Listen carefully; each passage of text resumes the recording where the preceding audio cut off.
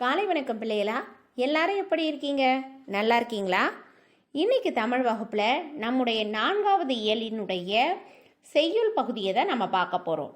இந்த செய்யுள் பகுதியோட தலைப்பு பார்த்திங்கன்னா எதனாலே அப்படிங்கிறது தான் தலைப்பு.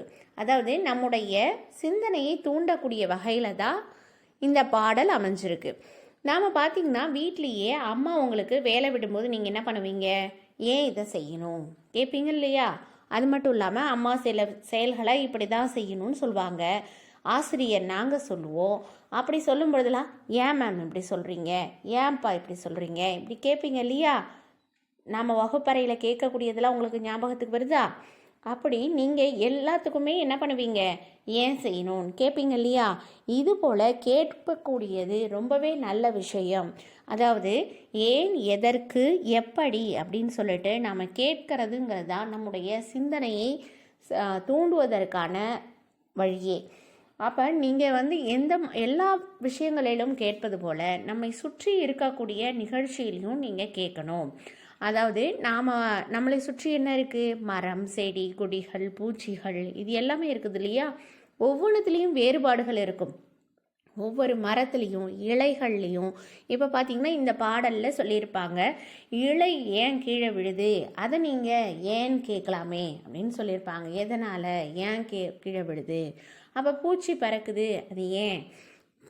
பூக்கள் பூக்குது, ரோஜா பூலாம் பூக்குது இல்லையா? அது ரோஜா பூ மட்டும் கிடையாது, நிறைய சுற்றி இருக்கக்கூடிய பழங்கள், காய்கறிகள் எல்லாமே நிறமிகள் நிறைய விதவிதமான வண்ணங்களில் இருக்குது இல்லையா? அந்த வண்ணங்கள்லாம் ஏன் அப்படி இருக்குது? இதை கேள்வி கேட்கலாம். மீன்கள் ஏன் இப்படி இருக்குது?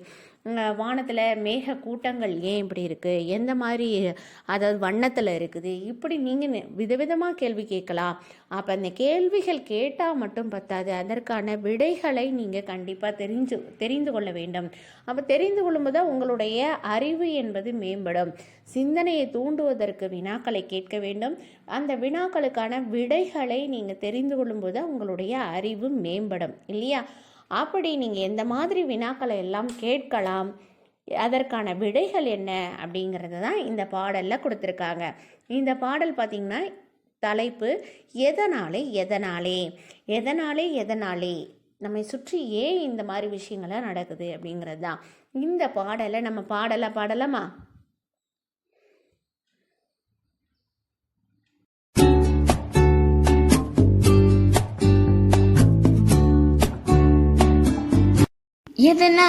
எதனாலே பல வண்ண வானவில், எதனாலே விண்மீன் ஒளிர்வது, எதனாலே ரோஜா பூ சிவப்பது, எதனாலே இலைகள் உதிர்வது, எதனாலே மின்மினி மின்னுவது, எதனாலே பல வண்ண வானவில், எதனாலே பறவைகள் பறப்பது, எதனாலே மின்னல் மின்னுவது, எதனாலே மேகம் கருப்பது, எதனாலே கடலில் அலைகள், எதனாலே அனைத்தின் காரணம் கண்டறிந்தால் அறிஞலாகலாம், அதனாலே எதனாலே பல வண்ண வானவில், எதனாலே பல வண்ண வானவில், பாடல் அடிகள் ரொம்பவே அருமையாக இருந்துச்சு இல்லையா? இசையோடு சேர்ந்து பாடும் பொழுது இந்த பாடல் அருமையாக இருக்கும். இந்த பாடலை நீங்களும் இசையோடு சேர்ந்து ப்ராக்டிஸ் பண்ணுங்கள். இப்போ நாம் ரீட் பண்ணி பார்க்கலாம். எதனாலே பல வண்ண வானவில், எதனாலே விண்மீன் ஒளிர்வது, எதனாலே ரோஜா பூ சிவப்பது, எதனாலே இலைகள் உதிர்வது, எதனாலே விண்மீன் மின்னுவது, எதனாலே பறவைகள் பறப்பது, எதனாலே மின்னல் மின்னுவது, எதனாலே மேகம் கருப்பது, எதனாலே கடலில் அலைகள், எதனாலே அனைத்தின் காரணம் கண்டறிந்தால் அறிஞனாகலாம், அதனாலே அருமையாக இருக்குது இல்லையா அந்த பாடல். சரி, இந்த பாடலினுடைய பொருள் என்ன, இதெல்லாம் ஏன் நடக்குது தெரிஞ்சுக்கலாமா? அதாவது விண்மீன் ஏன் ஒளிருது? விண்மீன்னா என்னது? நட்சத்திரங்கள் இல்லையா? நட்சத்திரங்கள் ஏன் ஒளிருது? ரோஜா பூ சிவப்பா ஏன் இருக்கு தெரிஞ்சுக்கலாமா? வண்ண வானவில் எதனாலே? அனைவரும் வானவில்லை பார்த்திருக்கிறீர்களா? வானவில் எப்போது தோன்றும்? மழை பெய்த பின் தோன்றும். வானவில் தோன்றும் போது நாம் அதனை பார்த்து மகிழ்வோம் அல்லவா? நீங்கள் யாராவது வானவில் எப்படி தோன்றுகிறது என யோசித்துள்ளீர்களா? சரி, எப்படி தோன்றுகிறது என்று பார்க்கலாம். மழை பெய்த பின் வானில் உள்ள நீர்த்துளிகளுள் சூரிய ஒளி ஊடுருவும் போது, அதாவது அந்த நீர்த்துளியின் வழியே சூரிய ஒளி செல்லும் போது நீர்த்துளிகளின் பின்புறமாக எதிரொலிப்பதால் வானவில் தோன்றுகிறது. அடுத்து பாருங்க, விண்மீன் ஒளிர்வது எதனாலே? விண்மீன் என்றால் என்ன? ஆம், விண்மீன் என்றால் நட்சத்திரம். இரவு நேரங்களில் நட்சத்திரங்களை பார்த்திருக்கிறீர்களா? ஆம், நாம் ஒளிர்கின்ற அதனுடைய அழகை தினமும் பார்த்து ரசிப்போம். அது ஏன் ஒளிர்கிறது என்பதை பார்க்கலாமா? விண்மீன்கள் தங்களிடம் உள்ள ஒன்றிற்கும் மேற்பட்ட ஹைட்ரஜன் அணுக்களை இயற்பியல் நிகழ்வின் உதவியுடன் ஒன்றிணைக்குமாம். அப்படி ஒன்றிணைப்பதன் மூலம் ஒளி வீசுகின்றன. அடுத்தது பாருங்க, ரோஜா பூ சிவப்பது எதனாலே? அனைவருக்குமே சிவப்பு ரோஜா என்றாலே மிகவும் பிடிக்கும் தானே? அது ஏன் சிவப்பாக இருக்கிறது என்று சிந்தித்துள்ளீர்களா? அதன் காரணத்தை பார்க்கலாமா? ஒவ்வொரு பொருளும் நிறம் பெறுவதற்கு அதனுள் இருக்கும் நிறமிகள் தான் காரணம். அதே போன்று ரோஜா பூவில் ஆந்தோசைனின் என்ற நிறமி இருப்பதால், என்ன நிறமி? ஆந்தோசைனின். அந்த நிறமி இருப்பதால் தான் அது சிவந்த நிறத்தில் காணப்படுகிறது. நிறமிகள் இல்லை என்றால் அது நிறமற்று வெறுமையாகத்தான் காணப்படும். இது நம்முடைய அம்மா சமைக்கும் சமையலிலும் பார்க்கலாம். அம்மா சமைக்கும் போது நிறத்திற்காக ஆரஞ்சு நிறமிகளை பயன்படுத்துகிறார்களா என கேட்டு தெரிந்து கொள்ளுங்கள். இலைகள் உதிர்வது எதனாலே? சில நேரங்களில் மரத்தில் உள்ள இலைகள் உதிர்வதை பார்த்திருக்கிறீர்களா? ஏன் நன்றாக பசுமையாக உள்ள மரம் தன் இலைகளை உதிர்த்து விடுகின்றன என யோசித்து உள்ளீர்களா? ஏனெனில் கோடை காலத்தில் அதிக வெப்பம் நிலவும். எனவே நிலங்கள் அனைத்தும் வறண்டுவிடும். நிலத்துக்கு அடியில் உள்ள நீர் மட்டமும் அப்போது எப்படி இருக்கும்? குறைவாகத்தான் காணப்படும். மரங்களுக்கு போதுமான நீர் கிடைக்காது. கிடைக்கும் அந்த சிறிய அளவு நீரினை சரியாக பயன்படுத்திக் கொள்ளவே இலைகளை உதிர்த்து விடுகிறது. மற்ற பருவ காலங்களில் போதுமான அளவு நீர் கிடைக்கும். அப்போது அதிகப்படியான நீரினை நீராவி போக்கின் மூலமாக இலையில் உள்ள இலை துளைகள் வெளியேற்றிவிடும். ஆக கோடை காலங்களில் தேவையற்ற நீராவி போக்கினை தடுப்பதற்காகத்தான் தாவரங்களில் இருந்து இலைகள் உதிர்கின்றன. புரிந்ததா? அடுத்து பாருங்க, மின்மினி மின்னுவது எதனாலே? மின்மினி பூச்சிகள் மின்னுவது பார்ப்பதற்கு எப்படி இருக்கும்? அழகா இருக்கும்ல. அதற்கு காரணம் லூசிஃபெரேஸ் என்சைம். என்னதுமா? லூசிஃபெரேஸ் என்சைம் மின்மினி பூச்சியின் பின்னால் இருப்பதால் தான் மின்மினி பூச்சிகளின் பின்னால் அடிக்கடி விளக்கு எரிவதை போல் மின்னுகின்றன. அடுத்து பாருங்க, பறவைகள் பறப்பது எதனாலே?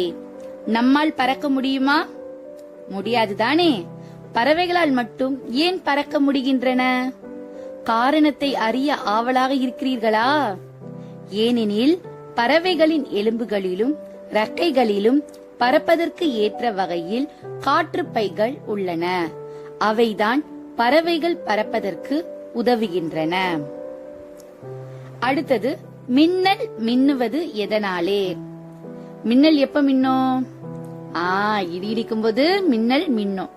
ஏன் இந்த மின்னல் மின்னுது பார்க்கலாமா? மேகங்கள் உராயும் போது, ஏற்படும் மின் இறக்கத்தால் தான் மின்னல் மின்னுகிறது.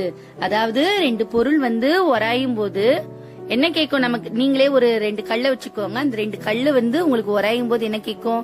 ஒரு சத்தம் வரும். அதே வேகமா இதுவாகும் போது ஒரு நெருப்பு மாதிரி வெளிவரும். ஆமா தானே? அதே மாதிரிதான் அந்த மேகங்கள் உராயும் போது ஏற்படுகின்ற அந்த சத்தத்தை தான் நாம் என்ன என்று சொல்கிறோம்? இடி. அந்த மின்னிறக்கத்தால் ஏற்படுகின்ற அந்த வெளிச்சத்தை தான் நாம் மின்னல். அதனாலதான் மின்னல் மின்னுகிறது. அடுத்து பாருங்க, மேகம் கருப்பது எதனாலே? பூமியில் உள்ள நீர் ஆவியாகி மேலெழுந்து மேகமாக உருவாகிறது. அதனால் மேகத்தில் அதிக அளவு நீர் இருப்பதால் அதனுள் சூரிய ஒளி ஊடுருவ முடியாது. அதனால்தான் மேகம் கருப்பாக தோன்றுகிறது. கடைசியா இருக்கிறத பாருங்க, கடலில் அலைகள் எதனாலே? நாம் கடற்கரைக்கு சென்று கடலின் அலைகளை ரசித்து பார்ப்போம் தானே. அந்த அலைகள் ஏன் உருவாகின்றன, எப்படி உருவாகின்றன என்று சிந்தித்து உள்ளீர்களா? ஏனெனில் பூமியின் மீது சந்திரனின் ஈர்ப்பு விசை இருப்பதால் கடலில் அலைகள் தோன்றுகின்றன. புவியீர்ப்பு விசையினுடைய காரணமாதான், அதாவது பூமியினுடைய ஈர்ப்பு விசையின் காரணமாகத்தான் நம்ம எந்த ஒரு பொருளையும் மேல போட்டாலும் அந்த பொருள் என்ன செய்யுது? கீழே வருது. அதே மாதிரி பூமியின் மீது சந்திரனின் ஈர்ப்பு விசை இருப்பதால் தான் கடலில் அலைகள் தோன்றுகின்றன. இவ்வளவு நேரம் நாம இந்த நிகழ்ச்சிகள் எல்லாம் ஏன் நடக்குதுங்கிறத நம்ம தெரிஞ்சுக்கிட்டோம் இல்லையா? இது மட்டும் இல்லாம நம்மை சுற்றி நிகழக்கூடிய பல நிகழ்ச்சிகளையும் நீங்க உற்று நோக்கணும். அந்த நிகழ்ச்சிகள் ஏன் நடக்குது முதல்ல அதை தெரிஞ்சுக்கணும். நீங்களும் அப்படி தெரிஞ்சுக்கிட்டீங்கன்னா உங்களை சுற்றி நிகழக்கூடிய நிகழ்ச்சிகளை பார்த்து ஏன் நிகழுது, எப்படி நிகழுது, எப்பொழுதெல்லாம் அந்த நிகழ்ச்சி நிகழுது அப்படின்னு நீங்கள் உற்று நோக்க ஆரம்பிக்கும் பொழுது நிச்சயமாக நீங்களும் ஒரு அறிஞனாக மாறலாம். அறிவில் சிறந்த மேதையாக நீங்கள் உருவாகலாம். சரிங்களா? இந்த பாடலினுடைய பொருளை இந்த பின்புறமாக கொடுத்துருக்காங்க. இப்போ இதை தான் நம்ம இவ்வளோ நேரம் பார்த்தோம். ஓகேவா? இந்த பாடலை நீங்கள் வாசித்து பாருங்க. இந்த பாடலுக்கு பின்புறமாக கொடுத்துருக்கக்கூடிய பயிற்சிகளை பார்க்கலாமா? இந்த பாடலுக்கு பின்புறமாக முதல்ல பொறுத்துக கொடுத்துருக்காங்க. அப்படித்தானே? பொறுத்துக பயிற்சியில் முதல்ல என்னைக்குமே பொறுத்துக கொடுத்தாங்கன்னா ஒரு சைடு இருக்கக்கூடியதை ஃபஸ்ட்டு வாசிக்கணும். அதற்கு எதிர்புறத்தில் இருக்குதுலேயே ஆப்போசிட் சைடில் அதை முதல்ல வாசிக்கணும். அதுக்கு அடுத்து செகண்டாக வாசிக்கணும். வாசிச்சுட்டு அதுக்கப்புறம் நீங்கள் பொறுத்த ஆரம்பிக்கணும். இப்போ வாசிப்போமா? விண்மீன், ரோஜாப்பூ, மேகம், இலை, பறவை, உதிரும், பறக்கும், ஒளிரும், சிவக்கும், கருத்திருக்கும். எது உதிரும்? சரியா சொன்னீங்க. இலை உதிரும். பறக்கக்கூடியது பறவை. இப்போ எளிமையாக பொருத்திட்டோம் பாருங்க. ரெண்டு சைடு இருக்கிறதையும் படித்து முடிச்சிட்டோம்னா நம்மளால் பொருத்த முடியும். எது ஒளிரக்கூடியது உங்களுக்கு தெரியுதான்னு பாருங்க.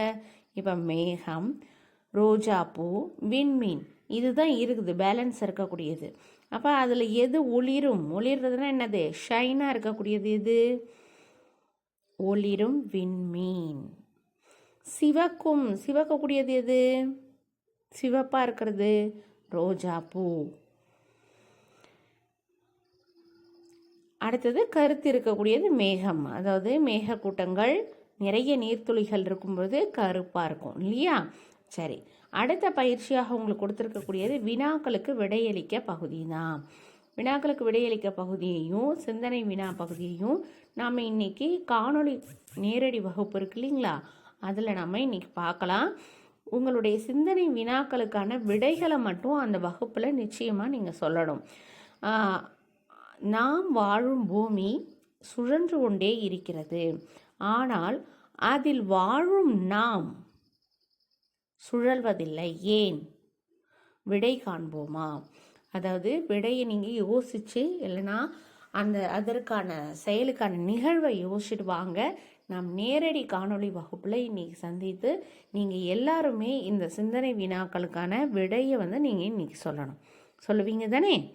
சரி, மீண்டும் இன்னைக்கு நேரடி வகுப்பில் சந்திக்கலாம். நன்றி, வணக்கம்.